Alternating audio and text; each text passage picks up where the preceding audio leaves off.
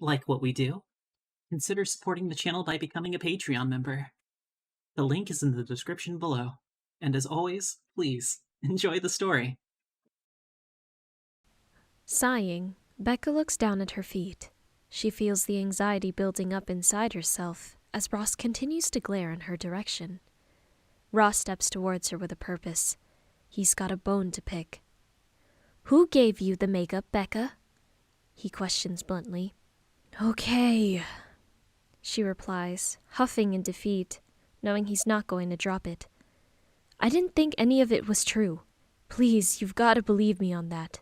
You knew this could happen if we used it on me, didn't you?" "I didn't know it would do all this," she responds innocently, opening out her arms. "If someone told you a simple box of makeup could do all this to me, would you believe them?" Ross coughs and chokes on the stale air inside the old, dusty factory. "We should talk about this outside. This place gives me the creeps." Nodding, Becca walks beside him in silence. She almost tastes the tension in the air. Exiting, Becca leans against the side of the building and lets out a long breath. "I honestly thought we'd be able to fix your face. I never thought this place would be so run down." Ross clenches his teeth and stomps his foot as he scowls at Becca, looking so casual. "So you did know the makeup was cursed?" "Don't raise your voice at me, Ross," Becca replies with indignation. "I didn't think any of it would actually happen." Scowling at her, Ross huffs and looks down at himself. "Tell me," he says, rolling his eyes. "Tell me the whole truth." Becca begins to anxiously play with her fingers. She glances quickly at her boyfriend, looking cute in the dress she's just bought him. "I honestly don't remember much," Becca eventually replies. "When I was 12, my grandmother took me to that shop we visited. The details are hazy." "You've had it for that long?" Ross childishly replies. "And you waited to use it on me?"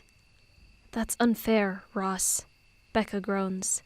"Yes, I remember getting the makeup. It was such a surreal experience. After, I just chucked it into a cupboard and forgot about it." "Answer me this, Becca," Ross questions firmly, furrowing his brow as he stares daggers in her direction. "Did they tell you it wouldn't come off if you put it on someone?" "Let me finish already," Becca replies in frustration, standing up straight to tower over him.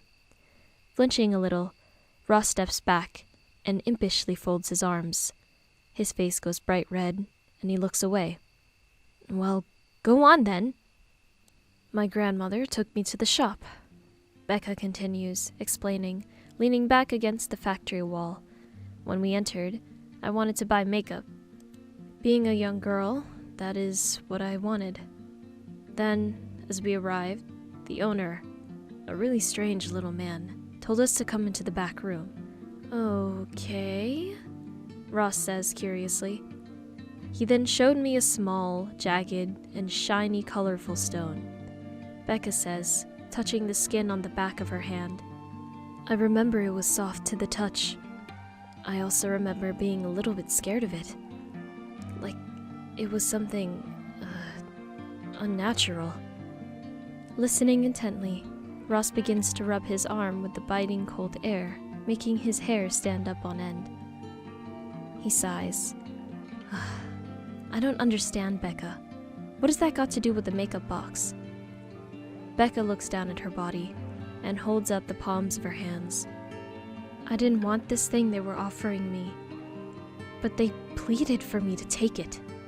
My grandmother told me it was rightfully mine, and it was time I took possession of it." Ross sighs again impatiently, flicking his hair from his eyes. "I'm lost." Becca looks up to the darkening sky. "I don't understand it either, Ross. I don't know to this day what that stone was about, and why I needed to take it." "So, did you take it?" Ross questions, rubbing his arms again for warmth. "Does it have something to do with the makeup?" "No, I didn't take it, shivering at the idea. I wanted makeup, not some weird old creepy stone. What's any of that got to do with it then? Ross criticizes. I'm trying to tell you everything I know, Ross, Becca complains back. Look, once I said no, my grandmother and the little strange man told me to wait alone. Minutes later, my grandmother came out from the back room with the makeup we used in her hands.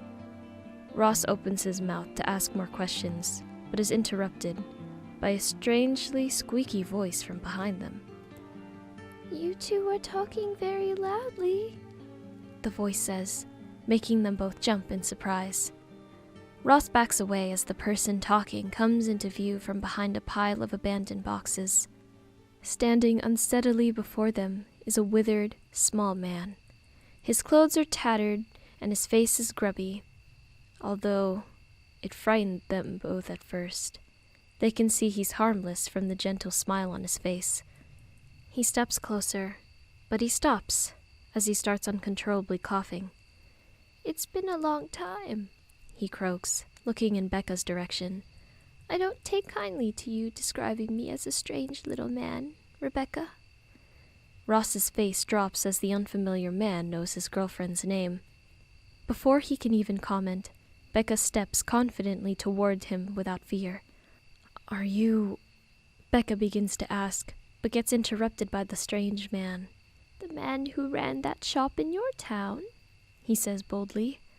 Yes, the name's Elm Eden. So, you own this factory? Ross asks, stepping out from Becca's shadow to confront the old man. Elm stares curiously at Ross, then gives Becca an obvious wink. Your current girlfriend? Ross frowns, before staring annoyed in Becca's direction. He still feels a bit sensitive about being referred to as her girlfriend. Well, kinda, Becca chuckles, putting her arm over Ross's shoulders. We've actually been looking for some help with a product this company manufactured. Elm notices that Ross is shivering, and he chuckles. Your girlfriend looks cold. You're not looking after her. Elm then points over at the other vehicle in the car park. Let me light a fire by my van, and we can talk more, and she can warm up.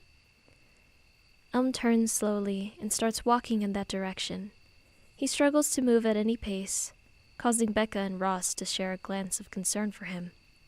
Seeing Ross shivering, Becca nods for Ross to follow. Do you remember me, Becca? Elm asks breathlessly, struggling to walk and talk. Taking tiny steps behind him, Becca shakes her head. No, sorry. Wait a minute!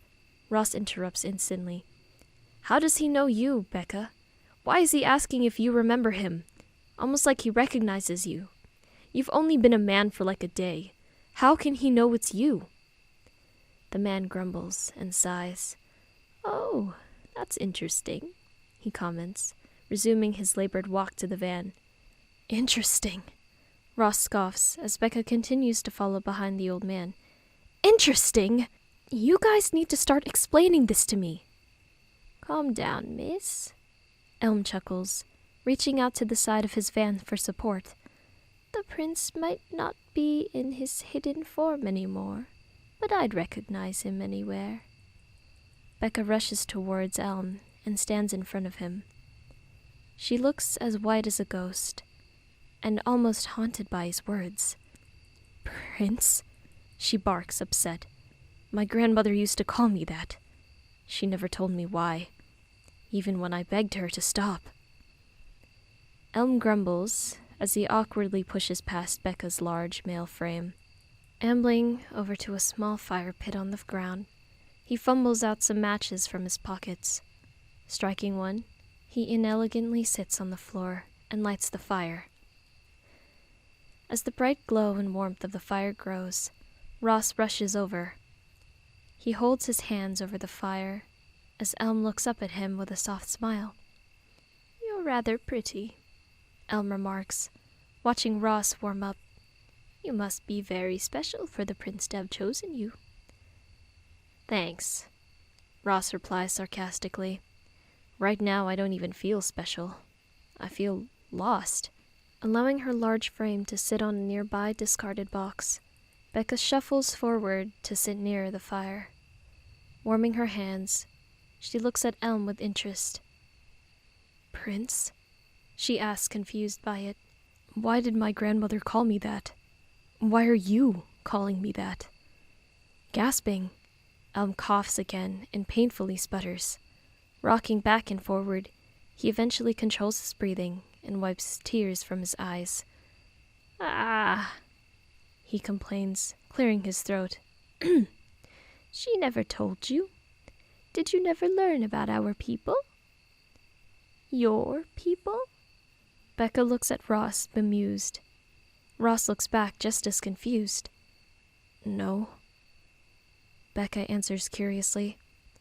"My parents stopped me from seeing her shortly after she brought me to your store." Elm coughs again. "I see." Poking at the fire with a small stick, Elm glances quickly at Becca and looks away instantly. "I do have a question for you," he admits, pointing up at her head. "You're your proper gender, but where are your cat ears and tail? You're not in your hybrid state." Ross scoffs at Elm's insane question. "Cat ears? Tail? Becca, this old fart has gone mad. Let's just ask him about the makeup and go already." "Old fart!" Elm coughs, but then chuckles. "I have to agree with Ross," Becca says, leaning toward the fire. "Why on earth would the makeup curse cause me to have cat ears, or a tail for that matter?" Elm shifts on the floor and raises a curious eyebrow in Ross's direction. "Ross?" he questions. "Odd name for a human girl." Frustrated, Ross folds his arms and looks away in embarrassment. "I'm not a girl," he sneers quietly. "I'm a guy." "That is interesting," Elm says, his eyes wide, staring in Ross's direction. "I still maintain you make a very pretty young lady." Becca points at Ross's face. "I put the makeup on him. The makeup from your shop, and now it won't come off." "Even more interesting," Elm ponders, looking puzzled. "I'd forgotten we'd made the stone piece take the shape of a makeup box." Elm looks into the fire for a moment, as he relives times gone past. Beginning to frown, he looks up at Becca. "Please tell me you still have it." "We have the makeup, yeah," Becca questions, slightly confused. "But what do you mean, take in the shape of a makeup box?" "Thank heavens," Elm sighs in relief. "It was lovely seeing you again, but you shouldn't remain here for too long. Letting it get the remaining pieces wouldn't be good for our people." Seriously lost and confused, both Ross and Becca frown at him. Wanting to ask more questions, Elm stops them both by waving them away with his hands. Getting to his feet with an extreme look of worry, he points at their car. "You must not waste time. Go now, please." Getting to her feet, Becca looks at the growing anger on Ross's face. She knows she can't leave it like that. It's all well and good for her being confused with family members from the past, but she feels a little guilty about using the makeup on Ross. "We can't go yet," Becca states in desperation, pointing at Ross.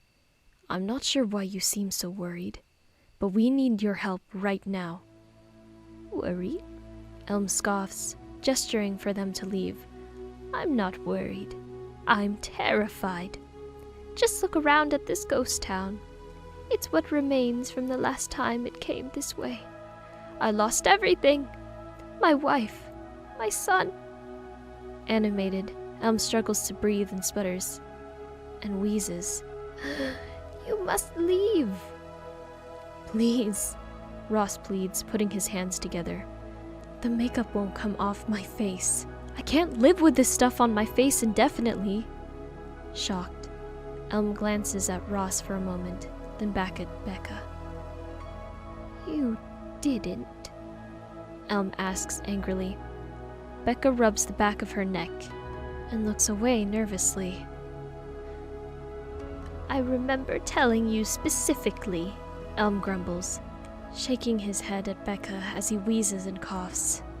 I told you never to show or use that makeup on anyone, except yourself. Becca clenches her teeth and looks at Ross's scared-looking face. I'm sorry, Becca cries in pure despair. I thought you were making it up to frighten me. That explains your failed transformation. You've used it all on Ross, and therefore it's only been able to half complete its job.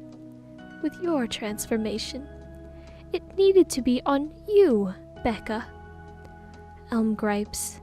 You aren't going to be able to pass through to our world now.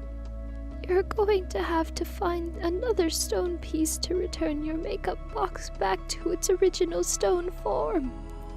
What does that mean? Ross screams, breathing heavily as his chest rises and falls rapidly. I don't understand any of this. Just tell me, are you able to remove the makeup from my face? Turning to face Ross slowly, Elm's eyes are wide. He wags his finger dismissively at his outburst. You need to calm down, miss, Elm demands. I can't help. I don't have the other stone pieces anymore. They've been spread out after our failed experiments to keep them safe. Frustrated, Ross bites his lip to stop himself from screaming. As tears well up behind his eyes, he petulantly looks away. Then, swearing under his breath, Ross angrily walks away. Elm, Becca says desperately, stepping close to him. Is the makeup box one of these stone pieces you keep talking about? Was that how you and my grandmother tricked me into taking it all those years ago? Rubbing his face in frustration, Elm replies with a whisper. Yes. We transformed it into a makeup box so you take it. Look. Get another stone piece from the orb, and I can fix the damage you've caused to your girlfriend. We just need to find another stone piece, and we can fix this? Becca asks with a quiet confidence. Elm reaches for Becca's arm and pulls her down to be closer to him. You need to tell him the truth. Your immaturity may have caused that young boy some real mental scarring. Why you'd ever use that makeup on a boy is beyond me. Becca goes bright red and plays dumb. I don't know what you mean. Don't lie to me, Elm replies with a sharp tone. You know you were supposed to use it on your face. Once it was on your skin, it was supposed to enact your body transformation into your true self. The makeup would have then disappeared from your skin as you transformed. But because it's on him, he's been left scarred by it. What word did you use? You've cursed him. I know, Becca replies, hanging her head in shame as her face goes white as a sheet. I thought it would transform him too. Elm lets go of her arm and steps away. He tuts several times, disappointed by Becca's actions. After a moment of letting her wallow in self-pity, he reaches into his pocket. He pulls out a small, very tatty Polaroid. He holds it to his face for a moment, then reluctantly passes it to Becca. Take this and get going, he barks, shoving the picture into her hands. It's the only lead I have for you. Becca looks at the worn photo and sees a young, dark-haired woman with emerald green eyes. In the picture, the woman is holding a newborn boy, and another very young boy stands beside her. Who is this? Becca asks, looking closer. I don't recognize her. She lives in the next city over, Elm answers, wiping saliva from his mouth as he coughs. She is the commander of the Royal Guard. Look closely. She has a stone piece around her neck. Elm's face drops in sorrow as the pain resurfaces. But you must be careful, he says sullenly. Green lusts for its missing pieces. Green is the reason our people are scattered. It's the reason our society collapsed. Green? Becca asks, bemused. A color? Prince. Elm scolds. Don't be so dense. Green is the name of the individual who caused our people's downfall. Green searches for the missing pieces of the orb. For what reason, however, I don't know. Please, just understand. Green will kill to get hold of that makeup box. Kill? Becca replies, stunned. Is that really what happened to this town? Yes, Prince, Elm answers with a single cough. You understand the gravity of the situation you find yourself in. Look, tell your friend the truth. They deserve to know what you've done, for goodness sake. Horrified, Becca looks at Ross, who's standing alone, meters away from the fire. The fear of having to explain everything sends a shiver down her spine. Go. Elm sputters impatiently. Find that other stone piece and bring it to me. Then I can help you with the problems you've caused that poor boy. Looking into Elm's eyes, Becca then nods in agreement. Stuffing the picture into her pocket, she points at their car. Ross, we need to go, she shouts commandingly. Flapping his hands by his side, Ross starts reluctantly walking toward the car, but childishly ignores Becca as he passes her. Getting into the passenger side of the car, Becca looks back at Elm, struggling to get into his van. You never explained why you called me Prince, Becca shouts, gaining Elm's attention. Glaring in Becca's direction for a moment, Elm swiftly slams his van door closed, leaving Becca confused. Fine, Becca grunts, walking back over to the car. Be like that then, you creepy old man. Getting closer to the car, Becca's confusion is replaced with a feeling of intense guilt. Becca's heart rate races as she stuffs herself into the driver's seat of the car. Having to slide the seat back, she looks at Ross, who doesn't acknowledge her at all. I'm sorry, Becca says softly. I know that's not exactly what you wanted to hear. What did he mean, tell me the truth? Ross asks, sniffing, having clearly been crying. You didn't think I hear you talking? You heard that, huh? Just tell me, Becca. I've had enough of all this. It's hard for me to explain. Stop it, Becca. Just tell me, Ross sobs. You may think I'm enjoying prancing around in dresses, pretending to be your girlfriend, but this is not me. You know it's not me. I told you earlier I only agreed to experiment with you because I'm in love with you. Ross, Spit it out! Ross interrupts, turning to face Becca with blood-red, watery eyes. Tell me why I must be cursed to have my face look feminine for the rest of my life. Okay! Becca groans, rubbing stressfully at her tired eyes. I knew, all right? I knew what the makeup could do, and I wanted it to switch your gender. Becca stares straight out the car window as she dares not look at Ross. I wanted you to be a girl, Becca continues softly, lowering her head in shame. You wanted me to be a girl? Fucking hell, Becca, that's crazy. Why? You won't understand, she replies, shaking her head. Tell me, Ross whines, jabbing Becca in the side. All right, Becca gripes, rubbing her side. If you must know, I've hated my body for years. Hated being a girl, hated everything about it. Do you know how that feels? Do you know how it feels to be treated like something you're not? Do you know how it feels to be so out of place and out of touch with your physical shell that it makes you feel sick? Ross's mouth drops and he goes silent. Do you know how it feels to have everyone around you expect you to be this pretty little girl, when all you want to do is play fight and play sports? Do you know how it feels to be forced to experience your first time as the wrong gender? Having to deal with being on the wrong side of every life experience? Like a tidal wave of emotions, Becca breaks down and begins to cry. She feels the dysphoria filling in her every breath. "Becca," Ross says gently, seeing the despair plastered across her face. Do you feel more comfortable as a man?" Furiously slapping her palm onto the car steering wheel, Becca howls. "I am a man, Ross. I've been a man trapped in a woman's body, trapped inside my skin, destined to be forever uncomfortable with my appearance. So of course, yes, I'm happier this way." "Becca," Ross repeats, almost speechless. "Why didn't you tell me?" Becca stares intently at Ross as tears stream down her face.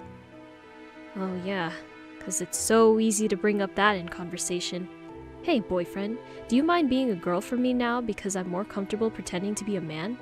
She sarcastically rants. "You'd have thought I was crazy and had left me years ago." "Settle down, Becca," Ross squeaks, shuffling back as far as he can. "You're scaring me." "Sorry," Becca whines in anguish. "Sorry for everything. Sorry for being alive." Is that the whole truth?" Ross asks calmly. Becca squints quickly at Ross before putting her head in her hands.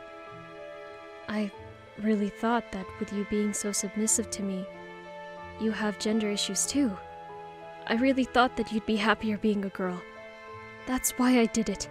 That's why I put the makeup on you." Sobbing, Becca sniffs loudly and furiously shakes her head. "How was I to know the makeup would only transform me and just get stuck on you?" Do you find me attractive dressed like this?" Ross asks after a long silence. I do find you sexy right now, yeah." Ross shifts uncomfortably in his seat before crossing his legs. "Have you ever been attracted to me normally? Boy me? Before all this?" "Of course! My love for you is more than skin deep. I love who you are and how you make me feel." "Do you honestly love me, or is that a lie?" "I do love you, Ross," she answers with honest desperation. "Please believe me. When we are together, my dysphoria fades into the background. These last few days, as shocking as they have been, I've never felt closer to you." Ross fiddles with his hands before looking out the window. Becca is left anxious, waiting for his response. She leans forward and is about to touch him on the shoulder before he turns to face her. "I don't get it," he says, rubbing his forehead. "At the hotel, you seemed so mad about your body changing, like you really didn't want to be a guy at all. So now you're telling me that this is actually what you wanted?" "Oh, yeah," Becca shamefully mumbles. "Sorry about that. It's just none of it was going how I planned. You were supposed to change too, but it was only me switching genders. I was a little angry." "You don't know how mad I am with you right now," Ross replies, touching the long hairs of his blonde wig. "I don't hate what's happening to us, and I agree we've been closer, but why didn't you tell me how you felt?" "So, you kinda like this?" Becca smiles in hope, then awkwardly points at her own body. Giving Becca a quick glance, Red goes red. "Oh God, I guess I should be honest too. Don't judge me, but I've kinda been enjoying your confidence. I didn't want to say it at the time, but back in that changing room when you held me, you made me feel excited." "Yeah?" Becca replies, delightfully surprised. Ross shyly looks away. "I am really sorry, Ross. I've been so selfish," Becca says. "I wanted to talk to you all about this, but I thought you'd think I'd gone crazy." Ross doesn't say anything in reply. He just looks out the window and then down at his bare legs, Pulling down his dress, he lets out a long sigh. They say it's easier for forgiveness than permission. I suppose that's very true. I probably would have been too scared of what others thought if you told me about your idea to swap genders. Tucking hair behind one ear, Ross looks up lovingly in Becca's direction. Becca looks at his face and feels the weight of guilt lift from her shoulders. Can you forgive me? Becca asks. Ross doesn't answer. He turns away in thought. We can't stay here, though, Ross says eventually, looking out the window. The old man wants us to leave. On that, what was with that guy? He referred to me as a human girl. Does he think he's from outer space or something? Ross wonders for a moment as he fidgets in his seat. So what happens now? Ross asks. Becca rubs her face anxiously. We go find this other piece Elm was talking about. He says he can use that to remove the makeup. Ross itches his face and uncrosses his legs, pulling down his dress once more. He lets out a long, exasperated breath. I meant with us, he responds impatiently. Becca feels her mouth go dry. She's already seen this coming 100 times. He's going to break up with her. He's not going to forgive her. Tapping the steering wheel with one finger, she dares not say a word. Worried by her silence, she glances at Ross as he fiddles with the thin material of his dress. Taking a chance, she reaches a single hand across to his side of the car. She lightly runs her fingers through his soft hair. Reacting to her touch by turning to look at her, Becca slides her hand down his rosy cheek and tenderly takes hold of his chin. Ross just stares at Becca's direction. His expectant eyes wait for her response to his question. As she gazes back into his eyes and leans toward him, as their faces get close, neither of them looks away. Becca fears the rejection of earlier that day, but she needs to know if there is a single small spark of a chance it might work between them. Their faces, now only inches apart. Becca stops, expecting Ross to move away. Not reacting as he did earlier. Ross's heart starts beating like crazy as he feels Becca's breath on his face. His eyes dart between both of Becca's eyes as she inches slowly closer to him. Becca closes her eyes in hope. Ross closes his eyes in wonder. Seconds later, Becca's supple lips affectionately touch Ross's gloss-covered lips. She passionately kisses him once, and only once, before pulling away. Her nerves are completely shot up to pieces as she waits for his response. Her eyes still closed, she feels and savors Ross's breath against her face. She's happy he didn't flinch away, but terrified he won't kiss back. Moments pass, but Becca resists opening her eyes. That's when she feels a small, delicate hand touch her bristle-covered face. A soft but lust-filled kiss from Ross quickly follows. Opening her eyes wide in shock, Ross kisses her once again, with his eyes shut. As she kisses back a few times, Ross eventually stops and opens his eyes. As he sees Becca lovingly gazing at him from close range, he smiles. Becca smirks, then smiles. We will fix this, I promise. For now, will you be my girlfriend? Bashfully looking away in thought, Ross looks back up and kisses her passionately once again. Yes, he whispers between kisses. I'm happy to have you as my first boyfriend. As their lips touch for a final time, Becca's smile grows wide across her face. Holding her hand against his warm cheek, she giggles. The two of them chuckle as the tension between them slips away. Then, touching their foreheads together, they share a moment neither of them ever thought was possible.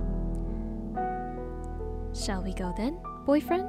Ross playfully laughs, touching Becca's face. Yes, my beautiful girlfriend, she replies, running a searching hand up Ross's bare leg. I've got an excellent idea, and it involves you and me, and an empty room. Blushing, Ross looks away for a second before turning back to face Becca. I do still want to remove this makeup, you know. I know something else I want to remove from you, Becca replies with a cheeky grin, pointing at his dress. Let's just get going before I think about this all too much, Ross remarks, giving Becca a single soft kiss. So much for it being a curse, Becca giggles, passionately kissing back. Don't you kind of feel like this is meant to be? Ross doesn't reply. They just kiss one last time before they slowly move away from each other. As Becca continues to look lovingly in Ross's direction, she studies the makeup adoring his face, and she remembers the picture Elm gave her. Reaching into her front pocket, she holds it out to him. Elm gave me this, Becca says cheerfully. The woman in the picture has a stone around her neck, and if we find her, we can use that to remove the makeup from your face. Guess we gotta find her then, don't we? Ross replies with a smile.